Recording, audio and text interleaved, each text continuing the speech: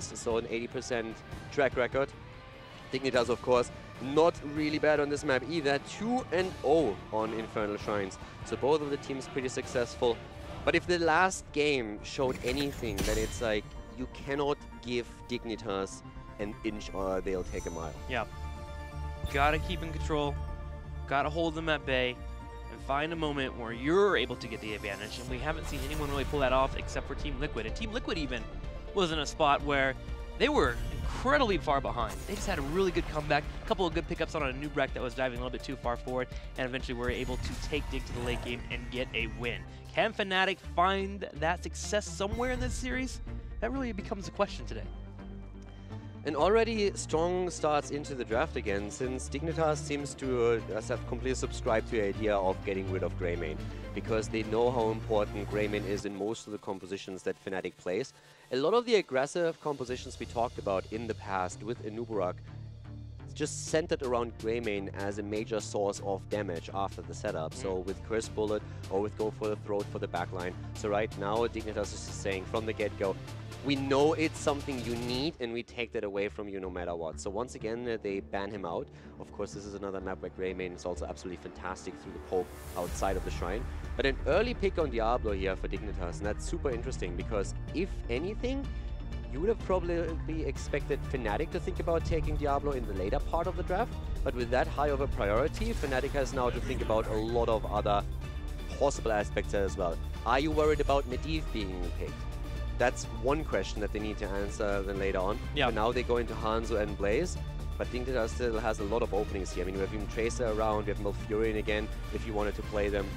Tracer traditionally doesn't have the wave clear on this map, but if you just want her to jump onto Hanzo again, then it's still an option. I mean, there's so many options available when you see that Diablo. He signals a aggressive composition and even possible wombo combos. I mean, it's been a while since we've had it, but there's Zeratul, Diablo, Jaina that can all follow up onto these Diablo engages. Ring of Frost we've seen in the past. Granted, it's fallen off pretty heavily, but still it's a possibility. You mentioned the Medivh that can come in, and if none of those are even where Dignitas wants to lead their team composition, you still get the fights, the engages that you come your way. Already we have Golden and Diablo Malfurion, meaning we're going to get a little bit of poke, a little bit of AoE coming in, as well as the deadly Horrify. So if Fnatic wants to go for an aggressive composition, they have to play around that Golden. And right now you have immediately two heroes that you're thinking about banning, Tracer and Medivh. As I said before, Tracer is not the go-to on Infernal Shrines, but Dig has played Tracer on Infernal Shrines already. And she is fantastic right now. We've seen her rise in popularity throughout last week and now also this week. And we haven't even seen Method play, where Shrimpy just homes in on Tracer whenever he gets a chance. So for Fnatic, it's more so that they respect Medivh more than the Tracer composition, because they're simply saying, hey, if there's another Leyline Seal set up, Medivh giving vision to, let's just make sure that he doesn't play a factor here. And Dignitas, they get rid of Uther, which has been one of the preferred healers to be played with Hanzo, and then the potential Tacita setup for the double support. He also stops the Horrify with the cleanse. He can stop engages that are coming their way thanks to the stuns that are available to drop it on Diablo. And then of course there's always a Divine Shield. So too many layers that Uther provides here that can make it a little bit hard for Dignitas to secure the kills that they want. And they will secure kills. If we get a Tyrael, for instance on Fnatic, to come in with that Blaze, we've seen Horrifies into blowing up Tyrael before he even gets out of that Horrify. So good play there from Dignitas, making sure that that option is not available for them. Okay, Fnatic, how are they going to round out this draft? Anubarak was a hero they played a lot. Yeah. We've seen it's actually really interesting because Dignitas just picks everything away that Fnatic has excelled with on Infernal Shrines. They have played 4 games with Gul'dan, won 3 of those. Gul'dan is picked away. They were extremely successful with Greymane here, with 3-0 track record with him. And the first thing that happens is Dignitas bans him out. So now Fnatic heads into Rhaegar. It's another healer that has a cleanse available, which brings us straight back to Gul'dan and his Horrify. And we have now Arthas taken. That's actually an interesting combo because we haven't seen Blaze Arthas from Fnatic yet, and we could see Blaze in the main tank position. Breeze could play him, Bad Benny could play him. Bad Benny was traditionally more so on Arthas, but I feel right now we could also see Breeze on the Lich King and trying to play him here. Very heavy front line already. Very heavy front line. One that can also go for flanks too. Both Blaze and Arthas can. really excel if they're able to go in from the back line and have their team kind of meet up in a focal point in the middle of the fight, and they can stay attached to those targets. With the slows coming in from Blaze, and then Arthas holding down the Frozen Tempest, it should be pretty easy for them to move into that route. The question is, will they have the damage to follow it up? So far they have Hanzo, but expecting a little bit more here for that 5th pick. If we're getting a mage, then one of the heroes that they could consider right now is Kael'thas again. Fnatic played Kael'thas a lot last weekend. They didn't play him yet on this map, but it's another hero that would allow them to poke from the outside. Now, of course, Mane can also play Hanzo, so they still have a bit of wiggle room because of the hero overlap. We saw him play Hanzo in the last game. In that case, they would then send Quacknix over to something else. But I could really see that we're looking for Mane's hero at this point. I wouldn't mind a Li Ming. A Li Ming against Leoric is an easy reset most of the time if you're able to lock him down. If he missteps on the Wraith Walk or misses a Drain Hope, the Li Ming gets that reset, and then when Arthas and Blaze chasing down targets and locking them down, she should have easy skill shots. It's going to be Kael'thas though coming in. Yeah, Kael'thas taken. No, I really like that Kael'thas is starting to make a bit of a comeback, and that's mainly because of Mane, mostly, yeah. It's also, we talked a lot about mages in general, and I actually had a bit of a closer look since we talked a lot about Jaina, because Jaina is in the European meta not really a high priority, but if you look at North America and you look over at Korea, she's being played a lot more, and I think I highlighted it yesterday. We have one single Jaina game in Europe, and that was Mane, if I'm not mistaken, so that was a success. Yeah. In Korea and in North America, we have 21 Jaina games played, so a lot more. But the interesting part is, whereas in Europe, we are always looking towards Gul'dan for wave clear and also for the Horrifies, Gul'dan is actually played a lot less in the other regions, and that's something that up to a day ago I didn't even realize, because currently Gul'dan sits at 28 games in Europe and has a 58% win ratio, and he has only 6 games in North America and 7 in Korea. So if you put that into relation, that's like a third of the games that we're having in Europe. Europe might not really look towards Jaina and say, okay, we want to have the wombo combo here, but they are way more invested into playing Gul'dan. Yeah. And with the Horrify, this is something that for me is interesting, and I really want to also see what happens when we are at the Western Clash, because this could definitely be a bit of the battle where Europe all of a sudden has a chance to get Gul'dan without him even being contested by the other regions. So that could be pretty fun as well. But when it comes to majors, whereas Jaina is very popular in the rest of the world, Gul'dan more so in Europe, we still have Kael'thas, which is more or less a main special. I mean, let's dive a little bit more into that Jaina versus Gul'dan. Gul'dan's one of these heroes that is very teamwork dependent, right? You want to make sure you have your teammates to back you up. Your support is there to make sure if you get dived, you're good to go. And you have to nail these Horrifies. If you miss out on those, he falls off as a hero. Whereas Jaina, maybe a little bit more independent herself. When she finishes that Ice Block quest, she can bring the wave clear. It's not as effective as Gul'dan's, but at least she can save herself. And that might be why we see a bit of a difference there, is you want to have more of that independent factor, that ability to be a superstar on a team, right? And Jaina really does fit that niche. The interesting part is that all of these majors are still more popular than, let's say, Li Ming, for example. Li Ming is played in all regions, roughly with the same amount of games. But the thing about Li Ming is that she actually sits below 50% in every single region. So she doesn't really get as many wins anymore as she did in the past, where Li Ming was just your go-to hero to take, oftentimes with Genji for the double resets. You know, 1 second here, we're going to make sure that we're hopping this game. Bit of a loading area. There we go. Good to go. So yeah, Li Ming, I can see why she's missing out on there. Doesn't bring that wave clear that you would normally see. Wouldn't mind seeing her in the more of the future though, because Li Ming is always fun to watch. I mean, remember we got to see Schwimpy playing Li Ming for a little bit? Like, that was a good day of casting. But now we get Tracer. And we do get Tracer instead. You're right. His Schwimpy. Tracer is also pretty fun to watch. It is pretty fun. It is pretty fun. All right, guys. Well, we have the Gul'dan now facing off against Kael'thas, who will reign supreme here. As you talk about the Jaina and the Gul'dan, you can't forget, wow, Kael'thas brings it to the mix. The Mana Addict being available, being able to have a shield set up, but also the pure CC that he gets on a basic ability is a strength in itself, that gravity lapse. Let's go into game number 2 and see how that gravity lapse will affect Fnatic in their composition. Game starting up here, and Dignitas is in the lead in the series, taking the first game. But now we find ourselves on Infernal Shrines. Fnatic on the left in blue with Mane on Kael'thas, Breeze on Arthas, Smexy on Rega. We see Quacknix on Hanzo, and Bad Benny on Blaze. On the right side in the red, Snitch playing Tychus, Zillion Malfurion, Poik on Gul'dan, Wubby on Leoric, and JPL playing Diablo. Dignitas showcasing very nicely in game number 1 how strong they can be if you give them an opportunity. For the longest time, for nearly 10 minutes, Fnatic was eye to eye with Dignitas, but then one fight changed it all. And this is of course something where Fnatic needs to have the discipline to avoid falling into the same trap again.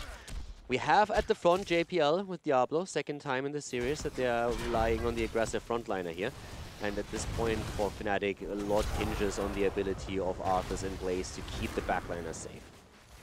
And also to make sure to have the proper chase when they go in for those fights, being able to stay next to a target. If they get on gold, damn, that's where you'll see Dignitas lose that victim. Unless, of course, Xayah is able to have the saves that you would normally see from him on that Malfurion. For now, Fnatic is going to be rotating around with Kael'thas, looking to grab those regen globes, trying to finish that quest as soon as possible. Remember, you'll need a total of 20 for you able to get that arcane barrier. And also, of course, when we're looking at Malfurion, it's one of the most successful heroes that we have in the arsenal of Xayah. He's currently sitting at 8 games with Malfurion, and he won every single one of them. And his Twilight Dreams on the last map have shown why. Perfect interrupts oftentimes against Sanctification and destroying the opponent whenever they wanted to start a big engage here. Also, we have to keep watch out for Gul'dan and his Horrifies. But we're seeing Bad Benny on Blaze, and this is the second time that Fnatic plays Blaze. They only played him once before, and they suffered a defeat. So let's find out if today they can push this up to a 50%. Breeze already looking for an opportunity to maybe get a bit of damage in, but no follow-up by Mena here as he's still busy clearing the waves. While we're looking at compositions, before 10, who do you think wins the Shrines? Do you think Fnatic gets it down a little bit better here between Arthas and Blaze and KT? And then post 10 with Odin, Dignitas can take over? Yeah, I'd say right now Fnatic probably has a better chance here on the Shrines before 10. Ooh, they might also get a kill here. JPL putting Breeze into a very awkward spot. For a second it looked like if Xayah might even fall, but it ends up in a kill. It was actually a really interesting situation, since once that JPL slams him over, for a second I was like, whoa, I'm not quite sure if Malfurion survives that. And then Breeze started to chase and realizes, wait a second, I might be dead here. So he tries to get past, but Diablo is just a little bit too thick, and all of a sudden it's a dead Breeze and a dead Arthas. First blood in the game goes over to Dignitas. Those big shoulders, man, a little bit too difficult to get around. Diablo controlling space, well, the ultimate bodyguard in Heroes of the Storm. He seriously is, as he controls the majority of chokes very, very well. The premier gank hero. Yeah, I mean, Diablo definitely not skipping out on the protein shakes or the leg day. He's definitely had peanut butter for breakfast. Oh, yeah. He just woke up, He's a put him beast. down. He's a beast, man. Team Dignitas gets the bottom lane pushing out, should make their way towards the middle/top lane. They have two options here. They can try to contest Fnatic, and if they get a kill or two, they can take over the Shrine, because that's what they excel at with Diablo here in the early game, is trying to find a pick or two. If not, they can elect to stay in a different lane and try to break down towers for experience. And Fnatic is matching them for the moment, trying to figure out where exactly Dig wants to go.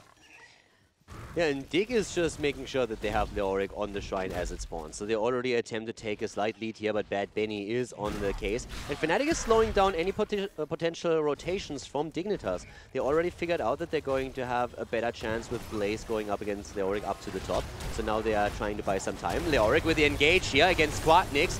He himself, or Diablo in this case, is already low. He might actually die. And he goes down. On the bottom, on the other hand, we saw Gul'dan push in the wave, and so currently Fnatic is losing out on some experience here, so they are not able to catch that. But thanks to the kill against Diablo, they are now in a situation where they can rotate to the top and force Wooby back, since Wooby has actually started to win the Shrine against Blaze. The more we see it, the more I'm convinced that the way Dignitas plays, they go for ganks, but they always make sure they have a failsafe. They have a lane pushing before they decide to fight. They catch their opponent, and if they die there, okay, at least they trade out experience, because Dignitas is still a little bit ahead in experience. We're actually even here against Fnatic with that 7-7, but they took away an entire lane, and with Leo already having the top melting in, they have some way taken their composition and made it to where they get the Punisher. Yeah, Fnatic gives it up here. Bad Benny falling behind against Leoric was definitely the start of that happening, and then they just started to rotate. So they are trying to find the experience on lanes. They rotated Benny into the mid lane to clear that as fast as he possibly can, and now Benny is going to try and slow down Leoric as he attempts to go to the bot lane, because Mena has already pushed this one out, and as long as they can stop Leoric from making the rotation, they are going to gain some experience back. And there comes a jet propulsion. You could see it on the mini-map, and Leoric is slowed down, but up to the top, the fight continues, and Breeze is nearly... Oh, wow, that's unlucky. Walks into a minion wave and gets taken out. Okay, that just feels bad. So basically, why this happened is Breeze was walking away and was thinking, hey, I'm walking in a straight line here. I'm basically just painting a target onto my forehead, and I need to be careful and need to dodge any potential spell that comes in. But he moves to the left, and then the camp gets triggered, and he gets taken down by it. So very unfortunate, especially since with Blaze in the mid lane and Kalphas at the bottom of the map, Dignitas did not only get the wall at the top, they got the entire fort. And that gives them a huge lead. They're about to 10. There it is. And what we've been seeing from Dignitas lately is if they have even a small smidgen of a lead, they are going to force the scenario. They're going to look for a fight, and they move in for one right away. Wubby is not afraid to drop the Entomb. He misses, but at least gets spray paint in. Yeah, spray game is on point for both of them. Sorry, it was Smexy who actually dodged the Entomb there. So he has a quick spray in. But keep an eye on Quacknix. Every single time that he faces off against Gul'dan, Poik just bodies him.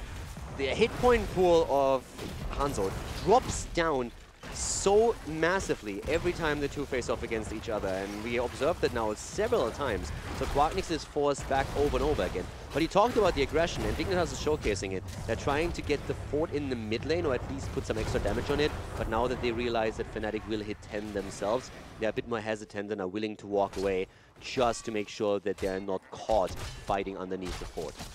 And that'll get worse too, with level 16 hitting the Runic Inflection against a Hanzo. If you hit all three there, you get that extra damage. Hanzo gets melted down if the support's not nearby.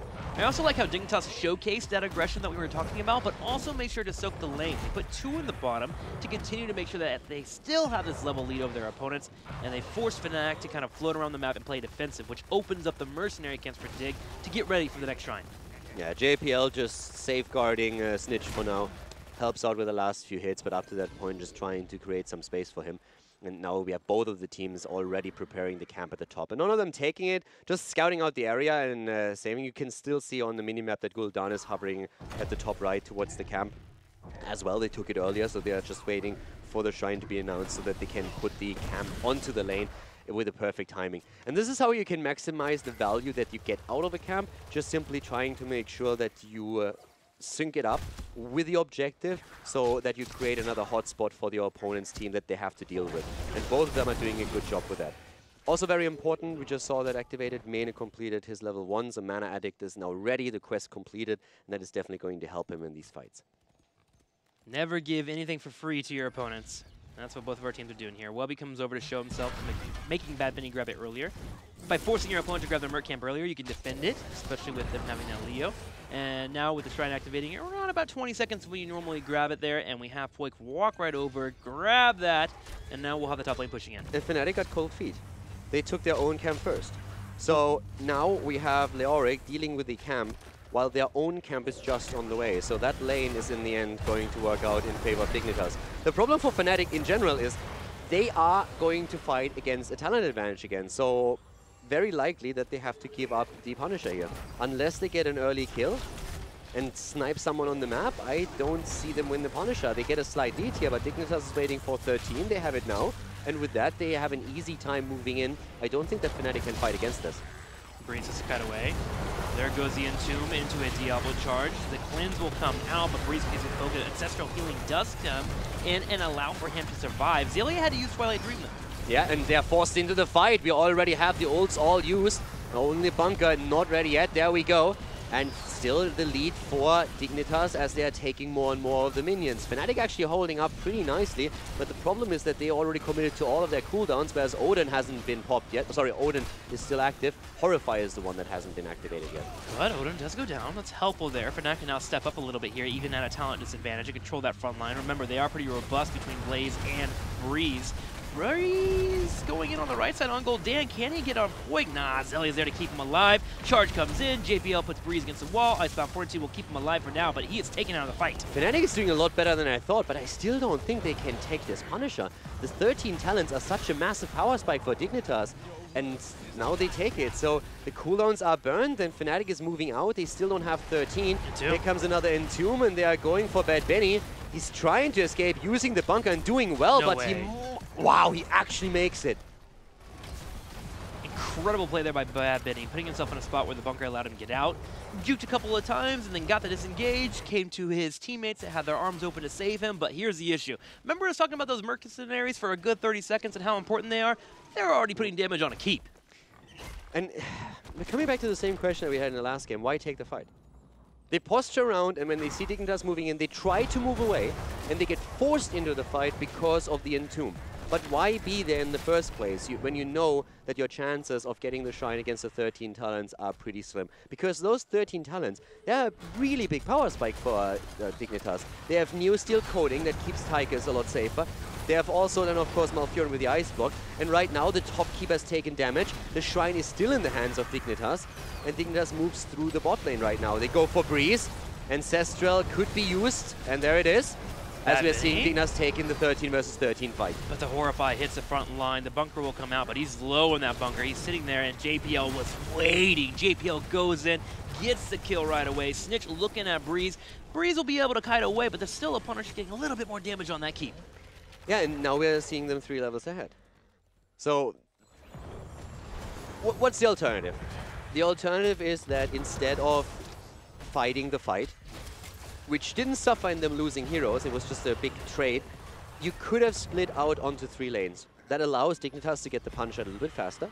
But first of all, you stop the top keep from doing damage against the, the top cam to do damage against the keep, and you can soak the experience on 3 lanes. Dignitas will most likely have peeled off heroes from the Shrine as well to try and make sure that you're not catching up too quickly, but it would have put Fnatic in a better chance to fight on 13 or 13, and maybe even here. But now they have to fight against the talent up, and they're trying to do that. Bunker is already out to save Bad Ben. He was really low here, needs to get the armor again, resets it, and moves out, heals himself, but it's chased by Poik, and Poik should confirm the kill, while in the meantime, Mane is in trouble, gets the armor activated or his shield. We have him dying, but at least Blaze is able to survive thanks to the help of Rhaegar, who kept him alive.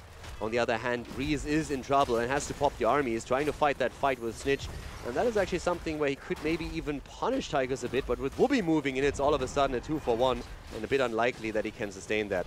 He makes it a close call! Breeze? Okay, finally he falls. Snitch and crew able to take him out. Fnatic thought that they had found a Malfurion by himself, hoping to pick him up. Between an Ice Block and a Root, though, Malf was able to sneak away, and Team Dignitas cleans up those kills. And because of that aggression shown by Fnatic, Team Dignitas steps forward, and they look for another keep, and it looks like they'll get it. Yeah, this is going to be an easy keep for them for sure. The question is how far did they push it. If that Entomb connects and they get a kill here, I could see them go for core. But we are only 12 minutes in, 12 and a half. You already have the pressure at the top lane, where the keep is again attacked. So they move into the mid lane in the meantime.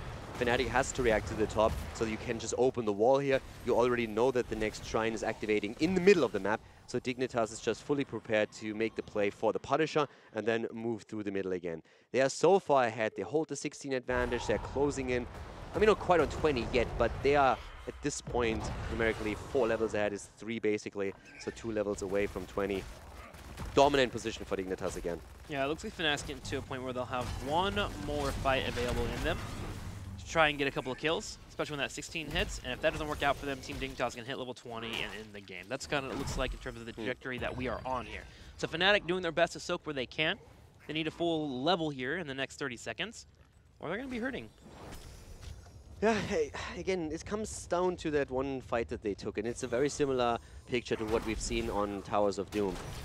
Now, there's always an argument, of course, to be made that sometimes you just have to bite the bullet and you have to fight against a talent advantage. But in this case, it really felt that Fnatic wanted to move away. They were trying to escape, and then Whoopi just forced them to fight because we saw the Entomb come out and Diablo follow it up right away with the Apocalypse.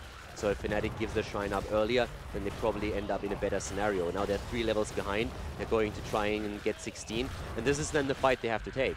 They have to force a fight on 16 talents. So now that they are grabbing their 16, they have 1.5 levels on Dignitas' side where they can force a battle. And this is going to be a bit difficult for them, since Dignitas is now close to getting another Punisher and will try and stay close to the Punisher to commit to the second keep.